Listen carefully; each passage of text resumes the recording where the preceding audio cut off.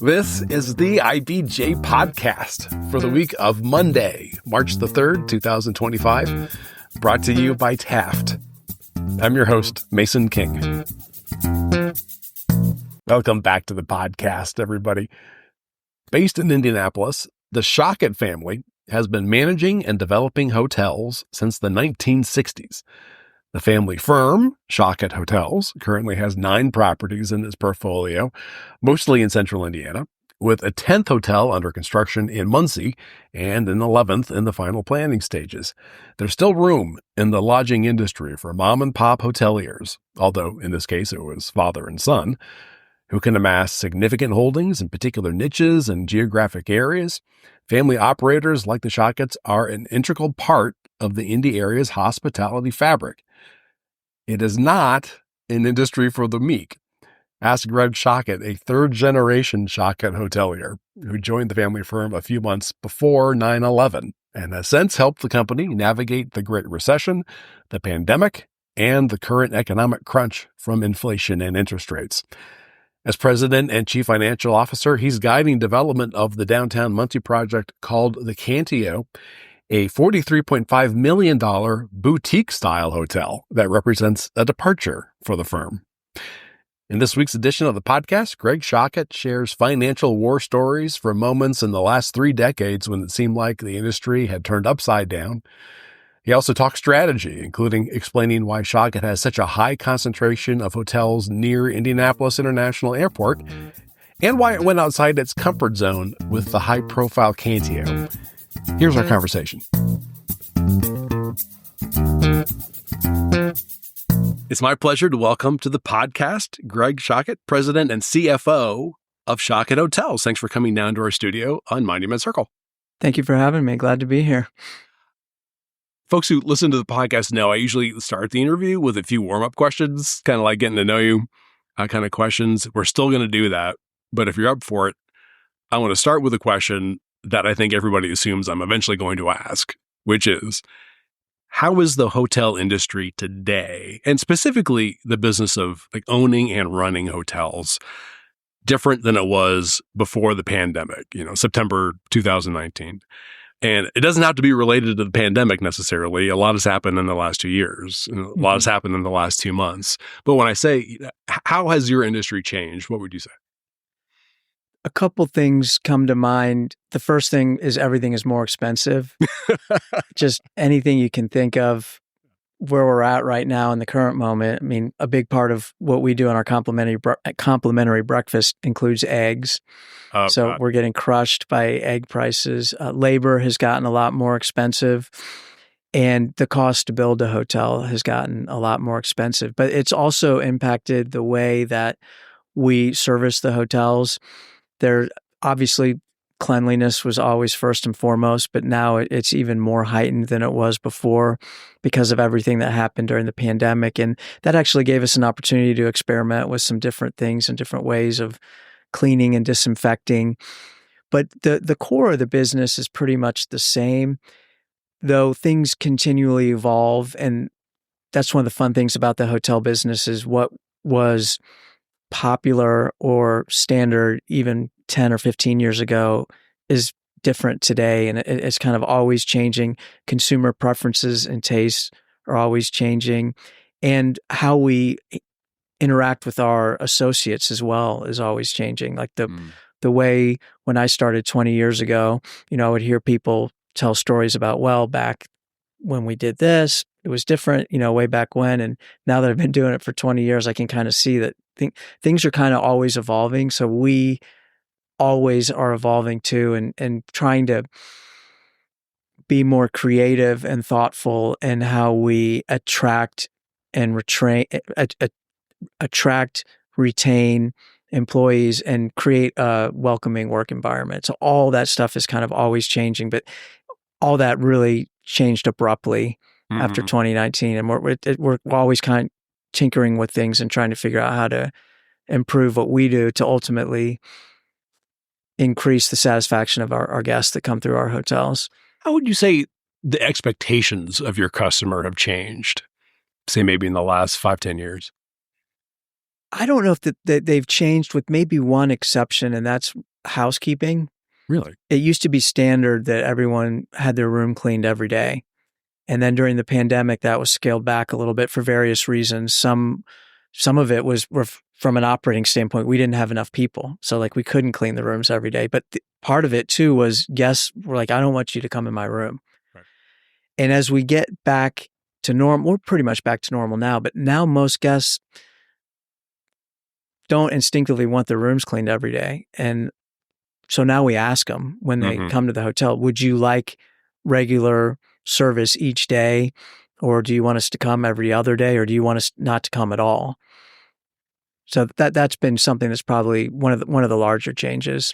Is that something that saves you money necessarily, either on supplies or labor? It can. It depends. On labor, it can save a little bit if there's someone that's not cleaning the rooms. On supplies, I don't think it would be so much because guests are still calling down for towels or whatever they need. And on the supply side, that's something that's changed a little bit. And you may have noticed this traveling. You used to get a bar of soap and a bottle of shampoo. Now most properties have what we call bulk amenities, where you've got the shampoo, the conditioner, and the soap coming out of a bottle in the shower. So those don't impact things as much, but it doesn't seem to have impacted what we spend on supplies. Okay. Since you brought me into this, I'll have to tell you what I want. Just in general, as a traveler, hoteliers will make an attempt at giving you a coffee maker and some coffee. If you could upgrade that just a little bit, I'm sure you guys do a great job, but I'm still struck by the novelty of having a little coffee maker. And I'm like, boy, if you could make a really good cup of coffee with that, I'd be pretty happy. We did, you mentioned that, and one of our guys at work was recently at I think a hotel show, and he hasn't showed it to me yet, but he's like, you got to see this new coffee maker I saw. I think it's going to be great for the new hotel. And he was really excited about it. So we might have a potential solution for you. Oh, thank you. Thank you. Is this a new hotel in Muncie? It is, yeah. Okay, great. We'll get to that here in a sec. In terms of ways that you try to, as you said, attract and maintain or retain employees, how has that changed in the last 5 years? I'm going back a few years, but it's mostly recruiting. It's like, where do we go to find people? And we've got a director of HR, and she could probably answer this question much better than I can. But we are now using LinkedIn and social media in ways that we didn't use. Social media would probably be the most important thing, because it seems like the younger generation, that's how they get all their information now, and that's how they communicate. And myself, I get it a little bit, but I'm not proficient in it and I don't quite understand it. So that's something that as a company we're looking into, and our HR looks at is, okay, how do we better connect with the people that we want to bring as employees? Because the way I'm thinking back even 15, 20 years ago, it was like Career Builder or even classified ads. And then there was some specific hotel platforms where that was supposed to be where people who wanted jobs in hotels were going looking for opportunities. Now it's kind of all together, and we have to mine these sources, mostly social media, Indeed, LinkedIn, stuff like that we hadn't previously used. And we have to familiarize ourselves with all that to connect with the folks that we want to connect with to bring in as good associates. And then how do you keep them? We try to do a variety of things. We try to create an atmosphere where they want to come to work every day and they enjoy coming to work. We support them. We want to be supportive in whatever they need it. We try to be more aware of maybe things that we weren't. And I say we, societally, I guess you could say that like 20, 30 years ago, come to work, leave everything else at home because you're here just to work. Now we try to be, I guess, show more empathy, if that would be the right word, and try to recognize if somebody's struggling and not taking that old approach of saying, well, that's your problem, leave it at home, and saying, well, how can we help you? How can we support you? And we encourage our associates to be involved in the communities where our hotels are located. We encourage them to volunteer. We feel like that adds some more meaningfulness to the whole work experience and kind of creates some bonding among all the associates. And we're real real vigilant about our values and making sure that from the top down, we treat everyone with respect and we make them feel welcomed. And we want to know if someone is not in that situation so we can make sure that they are. Okay. You said before we started the interview, you're from Indianapolis. Real quick, what is the origin story, if you will, of Schahet Hotels? Schahet Hotels was started by my grandfather, Sam. He was a entrepreneur, jack of all trades, and stumbled upon an opportunity to invest in a hotel and really loved it, took to it, thought it was phenomenal, and founded what is now Schahet Hotels in 1962 as a franchisee with Holiday Inn. And he ultimately developed, I think it was 8 Holiday Inn hotels, wide geographic reach, everywhere from Southern California to upstate New York. And my dad joined my grandfather, my dad Gary joined my grandfather Sam in the late 1960s and worked with him as pretty much a Holiday Inn franchisee and focused just on Holiday Inns up through the late 1980s. And then my dad branched out into Hampton Inn hotels, which actually Hampton was created by Holiday Inn. Then they realized they screwed up and ultimately created Holiday Inn Express after they spun off Hampton Inn. But then Hampton Inn ended up being acquired by Hilton many years later. And my dad diversified into the world of select service hotels without the full service restaurants. So he got into developing Hampton Inns and then properties with Marriott, Courtyard, and Residence Inn.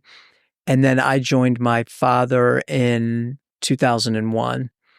And we've continued on that path of being a multi-franchise operator. So we currently have franchises with IHG, which is Holiday Inn, Hilton, and Marriott.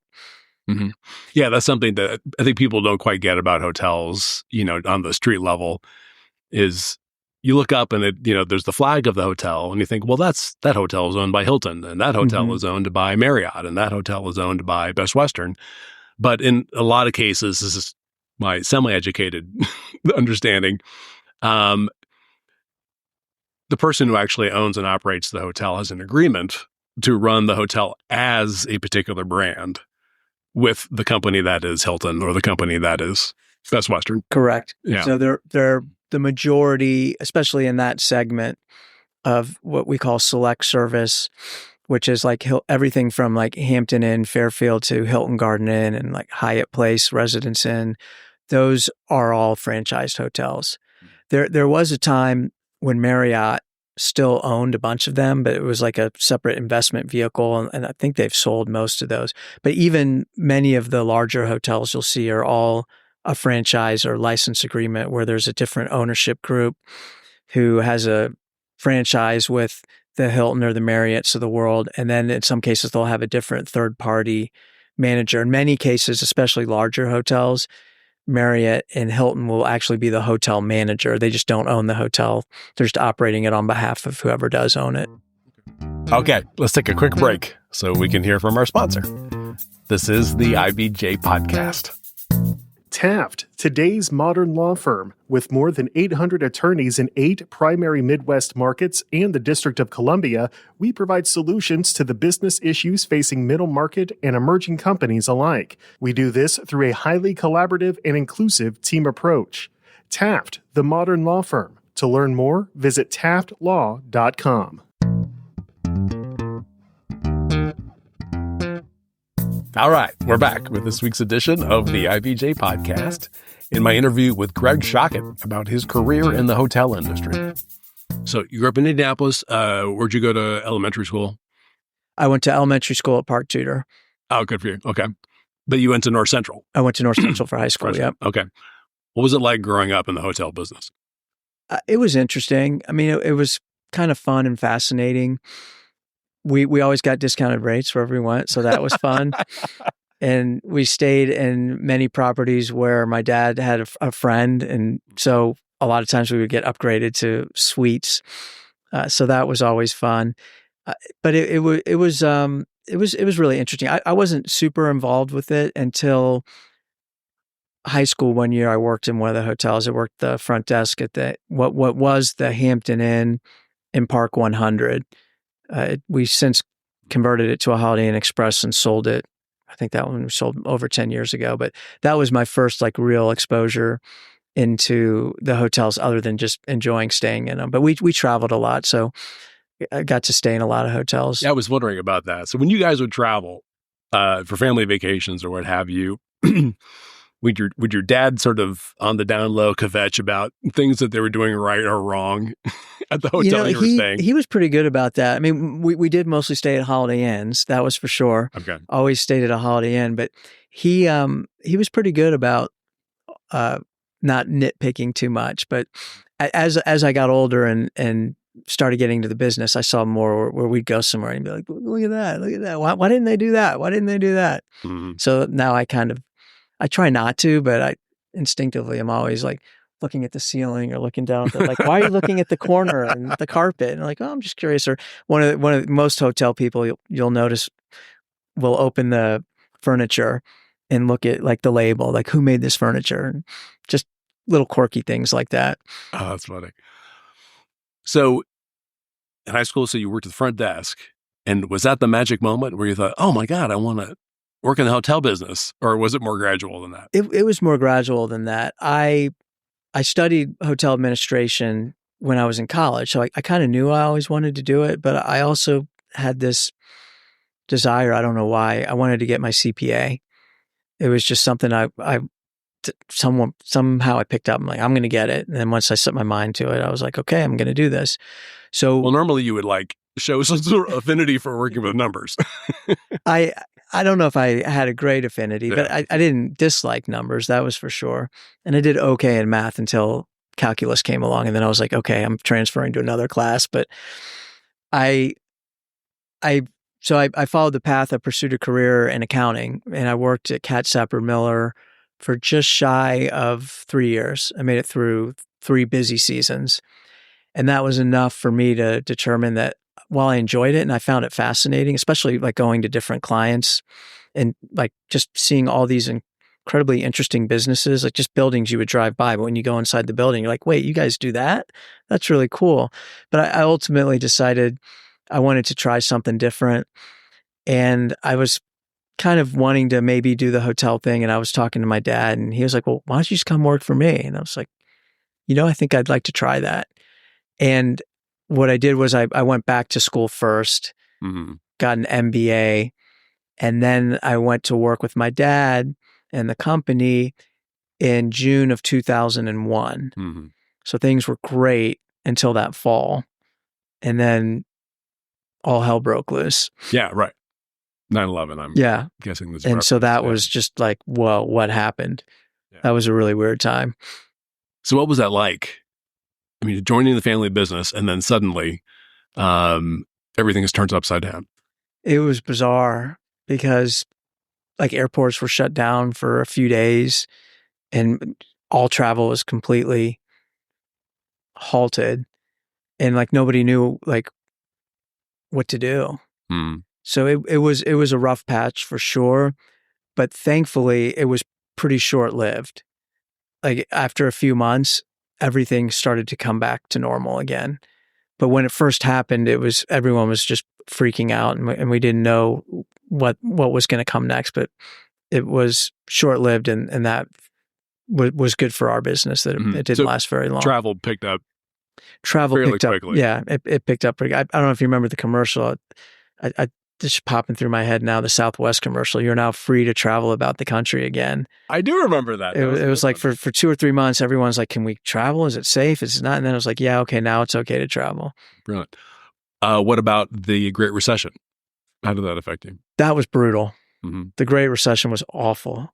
We opened 2 hotels right before that hit. Actually, 3. Now that I think about it, we had sold one of our properties that we had that was in Western Massachusetts. We reinvested capital, and we had built 2 properties at the new airport. And the timing worked out that we were opening like right after the airport opened. But it was horrible timing. One opened in October of '08, the other in February of '09. And so these hotels they're brand new, and it usually takes, call it 6 to 12 months, depending, to ramp up a hotel.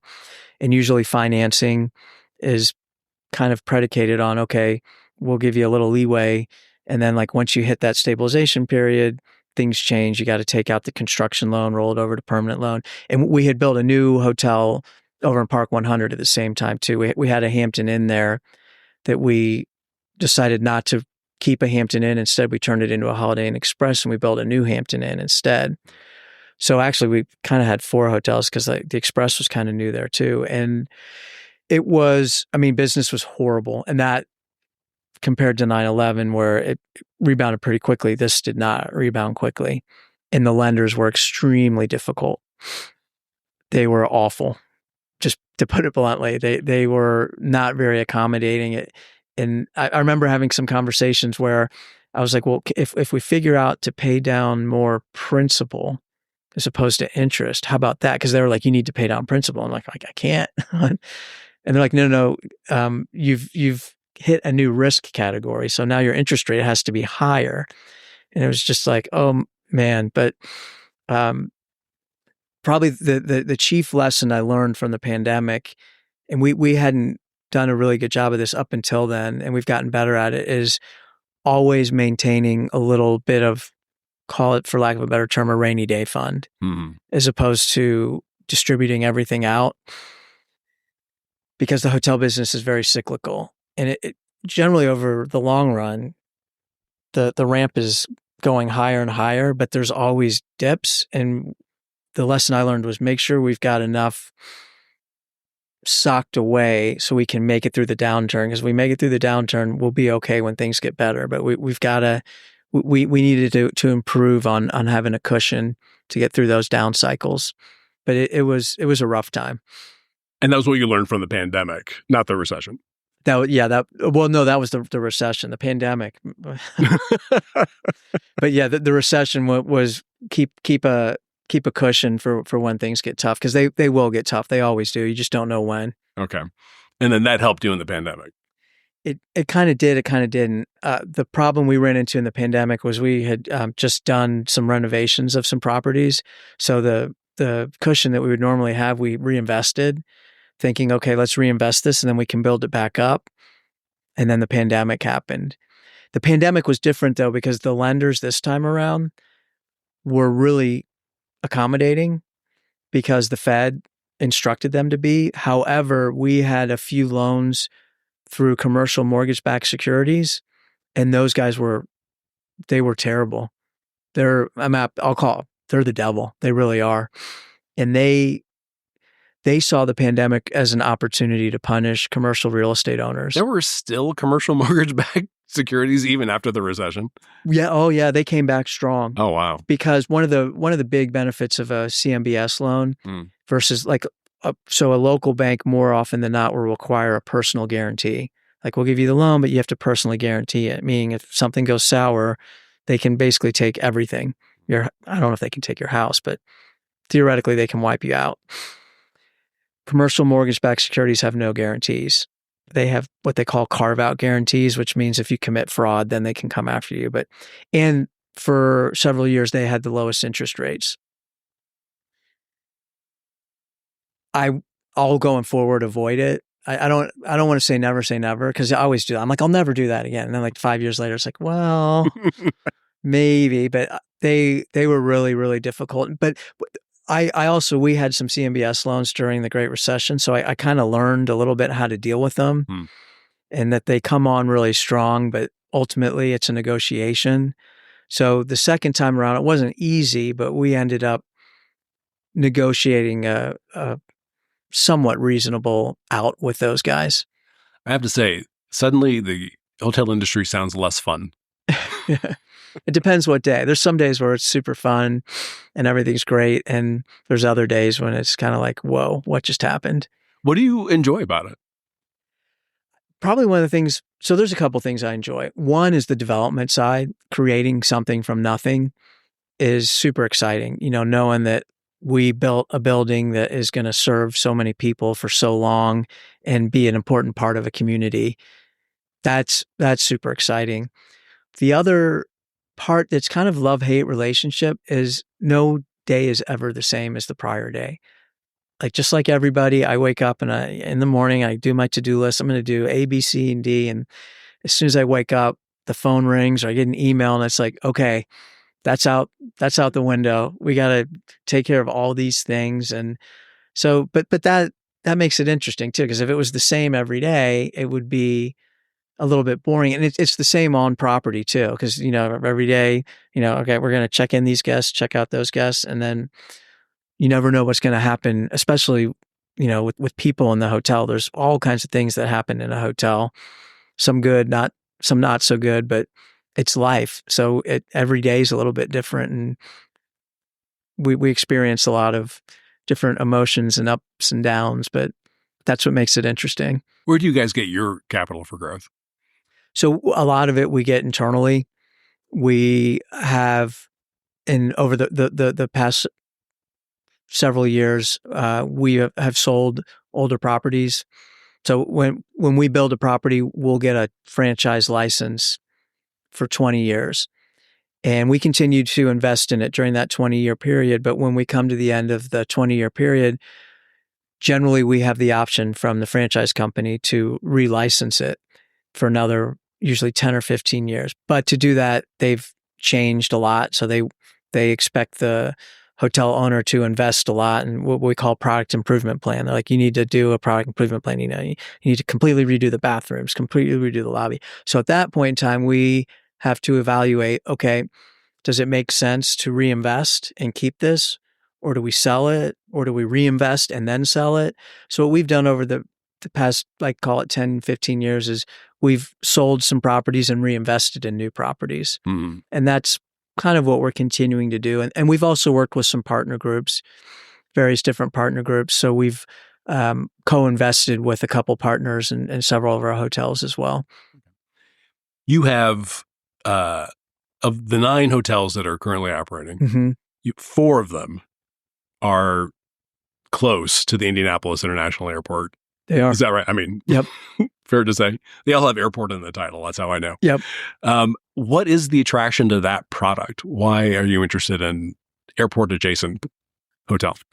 It's a great driver of demand, but the Indy airport, it's just not the airport that's driving demand. There is a ton of business demand out there and lots of distribution facilities, and each one of those distribution facilities has an office, and there's a lot of business demand.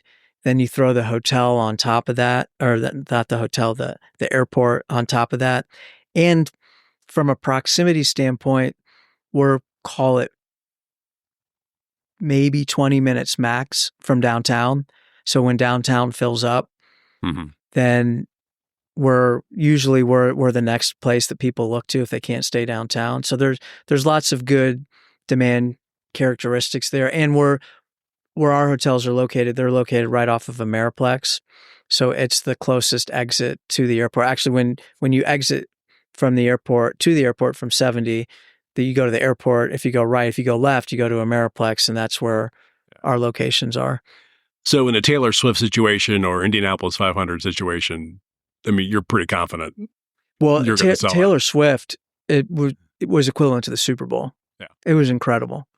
I don't fully comprehend it, but it was really amazing, and it was fun just being around Indy when that was going on and seeing how the whole city embraced it and everyone was having such a good time. But yeah, most special events like those two in particular, and like the Final Four and some of the other big events, they'll fill the entire metropolitan area, mm-hmm. even sometimes as far as like Bloomington and Lafayette. And that was a good point that you had about that section of metropolitan Indianapolis. I mean, you're right there on the doorstep of Plainfield, mm-hmm. which is, when we talk about Indianapolis being the crossroads of America, a lot of those logistics and warehousing businesses are right there. And there's a ridiculous amount of square footage. And countries from all over the world, all over the country, have huge facilities there. And I guess to your point, I mean, people need to come visit them for any number of reasons. Yeah. Well, and we even at the airport hotels there, we get overflow like for graduation weekend in Bloomington. Oh, you're joking. Yeah, because Wow. it gets so packed down there, and they only have so much inventory that we're kind of the closest thing in Indy outside of downtown, and it's kind of easy access to get to Bloomington from there. That sometimes we get some overflow from that. There are a couple of hotels in Schenectady, New York. New York. What's the story there? The story, as I was told, was my grandfather, way back in the day, was going to develop a Holiday Inn in, I can't remember the name of the town, not Granger, somewhere in northern Indiana, near where all the RV stuff is. Because he's like, this will be great. We'll get tons of business with all the RV manufacturing. And so he got the license, but then the Holiday Inn guy called and said, oops, I made a mistake. I sold that license to somebody else. But as a consolation, check out Schenectady. And Schenectady at the time was headquarters of General Electric. So it's known as the Electric City. I don't know if there's a connection there to Thomas Edison. I don't know what it is, but so he looked at it, thought it was good, and developed the hotel there. Ultimately had some partners in there and ended up buying out the partners, and we've been there ever since. And then in 2000, I think it opened in 2007. So like early mid 2000s, we thought it would be a good opportunity to build another hotel up there. And we worked closely with a wonderful development authority up there. They have an amazing development authority up there, and they were kind of redeveloping downtown Schenectady. And we met with them and hit it off, and we built the Hampton Inn there, and been there ever since. We just had a story, I think just this last week's paper, about downtown hotel development, and 7 new hotels that have opened in the last 5 years. There are 12 in various stages of the pipeline, but you guys don't have a downtown hotel. Is there any particular reason? No, we don't. We did. We were partners in the Hampton Inn. That's at the corner of Maryland and Meridian. So we co-developed that with a couple partners in the late 90s. I think it opened in, maybe it was 2000. Don't hold me to that. And then they decided to sell that in December of 2019. Cannot come up with better timing for selling a hotel. That was a great time to sell.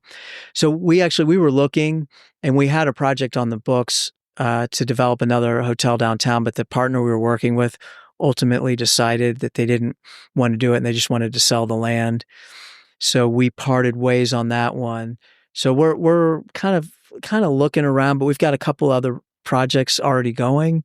So I think at this point in time, we're going to focus on the other projects we have in our pipeline, and then see what happens once we get through those. But downtown Indy is it's a really good market. There's also a lot of newer, interesting brands that have come out, and those are some of the brands that are coming. And I think that'll be interesting too, because that's kind of where the customer preference is being driven.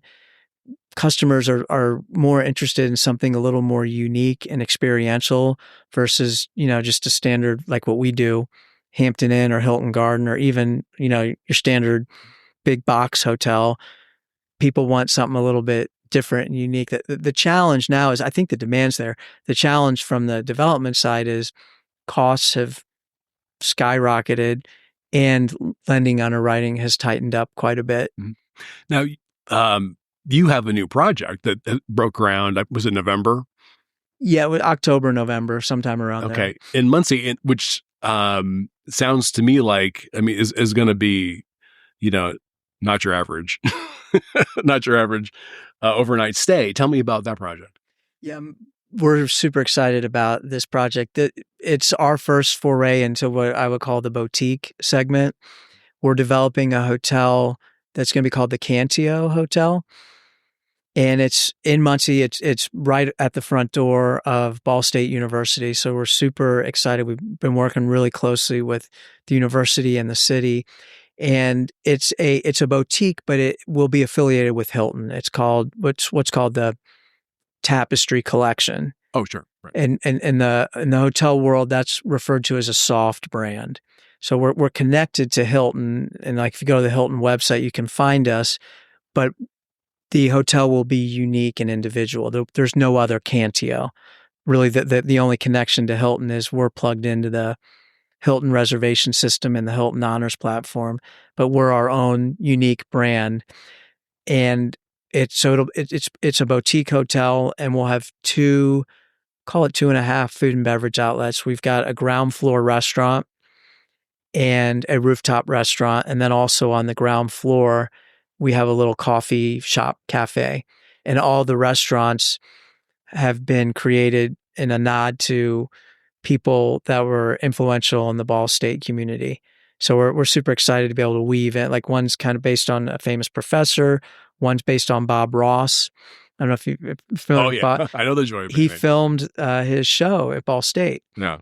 So we've with the help of some great team members that helped us with branding and design, we've come up with some great ideas. That's another unique part about this. We had to create our own brand, so we worked with a third party company to help us create a brand, which was super fun and it's super exciting. That's a hotel that really will be a community asset because there's nothing like that in Muncie. And we think it'll be a special place for people to visit, eat, drink, and stay when they're visiting Muncie, whether it's for university related or Ball Memorial's 2 blocks away from us, which is a massive facility and pretty much the go-to medical facility in East Central Indiana. And then we're pretty close to the downtown area as well. And they've been revitalizing a lot of that area in Muncie too. So we're really excited about the project. Yeah, and in addition to all the advantages of being in a university town that some of you just mentioned, is that you're going to be connected, or that hotel is going to be connected to the new Performing Arts Center? Correct. Yeah. So the Ball State is also developing a new Performing Arts Center, and the hotel building will be connected to that. So we're super excited because that'll have events going on all the time. And Ball State has an amazing arts program, performing arts, and they've got wonderful facilities up there. So this is like augmenting what they already have. So we're super excited to be a part of that community. How do you get that gig? I mean, I don't know the details of that, but I mean, it sounds like a lot of people would want to be there. Yeah, that's a pretty good story. So we actually got connected through our Hyatt franchise sales rep. We don't have any Hyatt hotels in our portfolio, but we've been looking, and we came close to buying a Hyatt hotel a few years ago, and it didn't work out. And then our Hyatt rep called me one day and she's like, "Hey, I know these guys. They're master developers of this new development up in Muncie. I think you should talk to them. I think you guys would hit it off." And so Fairmont Properties is the name of the group. They're based in Cleveland, and they're the master developer for a whole mixed use development that's going on in Is that what they Muncie. call the Village? It's exactly. Yeah, okay. So they were engaged by the university to be the master developer of the Village, and then they did a separate RFP on the hotel side. And so we met with them and responded to the RFP, and they ultimately and thankfully decided to choose us to be the hotel partner. And that's how we ended up there. But it sounds like you knew going in that this was going to be outside the normal Schahet comfort zone, that this was going to be a challenge. Because the university really wanted something special and unique. And we saw it once we went up there. I mean, I didn't realize how great Ball State is until I went up there to visit. And now I've been up there a bunch of times, and now I love going up there to visit. It's a really impressive university. And they've got both the university and the city there with their mayor that have amazing leadership. And it's just, I was blown away when I first went up there. It was far better than I expected. Mm-hmm. What is the cost of the project? Of the hotel project? It's a big one. It's I think our total cost is for the hotel $43.5 million. So Schahet Hotels as a developer will be spending $43.5 million. Well, we'll be spending, that's the total amount, but a lot of it will be coming from the bank. Oh, well, yeah, okay. Yeah. A big, a majority of it is coming from the bank. It'll be your loan. Yeah. You're attached to the loan. I mean, you're the sole developer, I guess is what I'm saying. We are, the hotel. Okay. Yeah. And you mentioned financing. My impression is, yeah, as you say, it's a really tight environment right now. How do you convince the bank this was a good bet? Thankfully, there's a few banks out there that believe in the vision and believe in the community. it's the difficult thing with lending now is many lenders have just tightened their underwriting standards. It used to be fairly typical to be able to get a loan at 70% loan to value, sometimes even 80, depending. Most banks now are in the 60, 65%, but each bank's a little bit different.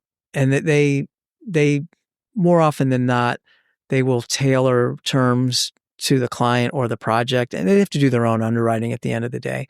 But the other thing that's hurt is interest rates crept up quite a bit last summer. They've actually come down quite a bit the past few days, but for up until we had the pandemic, and really through the pandemic, interest rates were very low, historically low. It was beautiful. No complaints. But then post-pandemic, they really went up. And when you combine that with the construction costs, it makes things really difficult. Like when I first started, 7 or 8% interest rate, we could handle, no problem. That's what we were getting. And we could handle that today, but not when construction costs have increased 40, sometimes 50%. Mm-hmm. So getting those both happening at the same time makes things more difficult, and it impacts a variety of underwriting things. But thankfully, we've got some lenders that are really believers in the project and see the vision, and we've had studies done, and the studies have all come back super positive that the hotel will achieve revenue numbers to be able to cover the debt service that we're going to need to build it. When is it supposed to open? We're scheduled to open fall 2026. Okay, so you have some time. So have you been buying furnishings yet? Not yet. So when you look at the potential for serious tariffs that I believe now are set to go into effect in March for China, Mexico, and Canada, does that keep you up at night? Does that mean that the beds, the monitors, the tables, the chairs, that's all going to be more expensive? Yeah, it probably will be. So as an example, the last hotel we opened in 2022, but that started in October of 20. And when we started that project, we just assumed we'd be getting the furniture from China. Mm-hmm. Well, that's when the whole supply chain mayhem wreaked itself on everybody. So, and for that particular project, we ended up sourcing the furniture in the States. It was more expensive, but it was less expensive than what it was going to cost to get it from overseas, pay shipping, and not know if it was ever going to show up. So yeah, I'm not sure that could be a problem. We actually, the other project we're working on, which hasn't broken ground yet, but we just got our contractor just sent us a notice that as of March 1st, they may institute a extra surcharge for steel on the project, because that project's panelized steel. So we're going to have to figure it out. I don't know exactly what we're going to do, but those are going to be difficult things that we're going to have to figure out. So you're president and CFO.